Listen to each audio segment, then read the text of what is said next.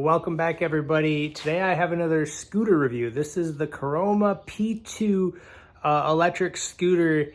It's an interesting scooter though because it's a sit-down scooter. So it's like got the frame of a scooter. Well, obviously you'll see it in a second. You probably already saw it in the thumbnail, but I'm very interested to see what we're gonna get into with this guy right here. And then another fun fact about this, it has a great weight range. So for a scooter, it says it's up to like 300 pounds, which is great for all the bigger folks out there who want to get out there and just putz. This thing's great for that, I'm assuming. We haven't opened it yet, but if I had to guess. It's also 500 watts, so it's going to have a little more power. Let's get this open and, check it out.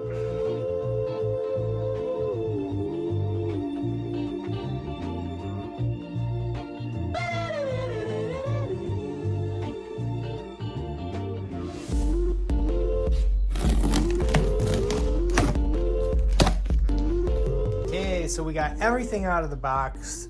Let's do a quick breakdown here. So first of all, I'm kind of relieved. I knew this had a lot of parts, thought that I would have to do all of that, but seems like, I don't know, 80% of it's already good to go, so it shouldn't be too hard to install. Hardest part's probably just going to be getting these zip ties undone.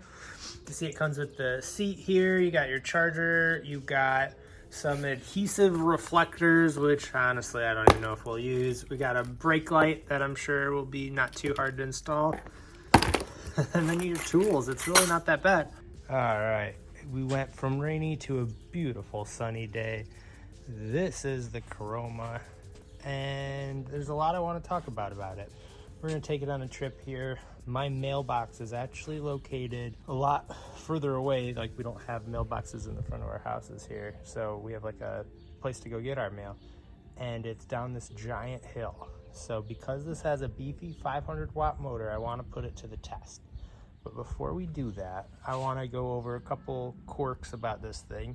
Some things I love, some things that we need to talk about. So it does come with a bell here, which I will take off because I don't really use that, but it's there. There's no screen, so we have just a very basic, full to empty. There's no modes, there's no settings. You got a button here for your headlight on and off, but there's no frills here, which some people might love because it's just get on and go. You got a throttle. It's just classic. No speedometer. Maybe put a phone mount on here. That'd be my recommendation. So you can use it for, navigation and knowing where you have to go. You don't have blinkers, none of that fancy stuff that you see on some of the other models, which again, sometimes I prefer that. Like, you can get overwhelmed with all the buttons and sometimes you just want to ride. So good or bad, that's what it has.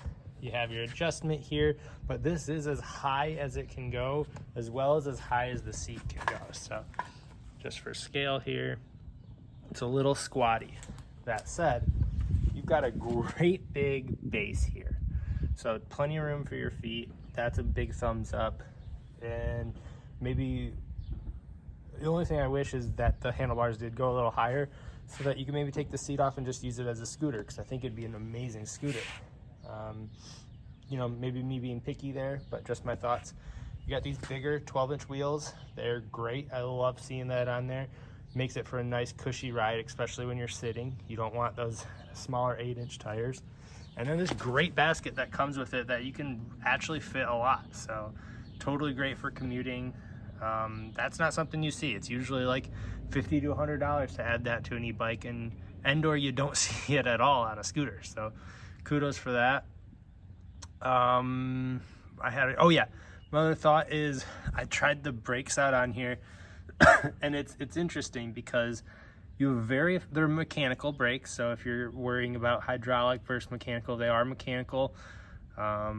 Great stopping power. They're almost too much stopping power because you're using these larger hub brakes on such small wheels. They stop instantly. You got to actually be a little gentle with it. So there's no need for hydraulic brakes other than it might be a hair smoother if you had them. I don't know. It's a trade-off, but stopping power is there. Nothing to worry about. And in fact, just ease into your brakes if you just got one of these guys. And then again, the rear 500 motor, we're going to actually put to the test now. I did take it out for a ride just a little bit ago, And as far as comfort while riding, again, I just wish, you know, I'm a bigger guy. This might be perfect for someone who wants to putz around who's maybe a little smaller than me. I'm a bigger guy and I'm a little cramped on this thing, but anyone who is, you know, under 200 pounds, let's say, you're gonna have no problems with that. Maybe you're under 6 foot too, you're gonna love this. Anyways, we're gonna take it for a ride. Oh, one last thing. Probably like, hey, where's the battery on this thing? And what are these keys for? That's the one thing I really wish didn't exist on this. So you have a key, which is great for living in the city. You know, no one can steal this thing because they probably won't know how to start it. Now you have to put your key in, move it to on, which is down here, and the key doesn't come out. So I'm gonna have to take this off, or this is just gonna be dangling every time I ride. You gotta leave the key in. That seems like it's gonna get hit or something. I don't love that. Maybe, yeah, it just doesn't come out. So take that as you will. Maybe it's fine. And then again, we got our power now that it's on, and your headlight on and off. All right, let's go put it to a hill test.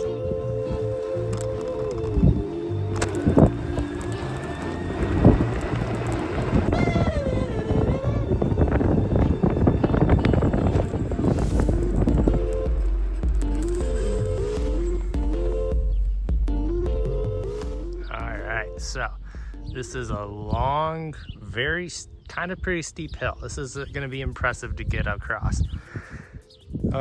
This thing's very zippy. It's got a nice amount of torque for how little it, well, probably because it's so little and because it has such smaller wheels, and that 500 watt motor is going to give you a little more rotation because it is built a little bit more like an e-bike than a scooter. You can definitely notice a little bit more torquiness, which is kind of fun. I just, on this little ride to the mailboxes here, this seat looks like it'd be comfortable, and in theory it is, but for me it feels like when I sit on it, it's just like you have a bump here, and a bump here. It's not just, I'd get a new seat. That's the only thing, and who cares? That's not that big of a deal. They're like 30 bucks, so get a nice new seat if you're getting this guy. All right, let's go up this hill and see what we got. 1, 2, 3, we're off.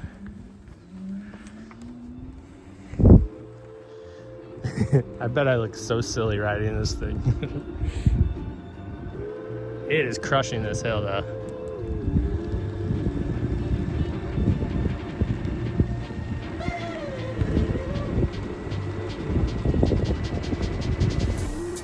Really has no issues with these hills. I'm kind of impressed actually. For a 500 watt motor, it handles it very well. So now we're on very flat ground.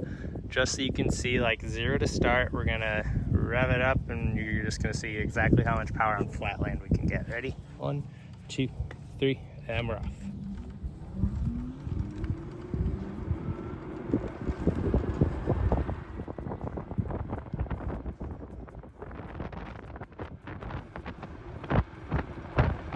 All right, let's talk final thoughts on the P2 Caroma here.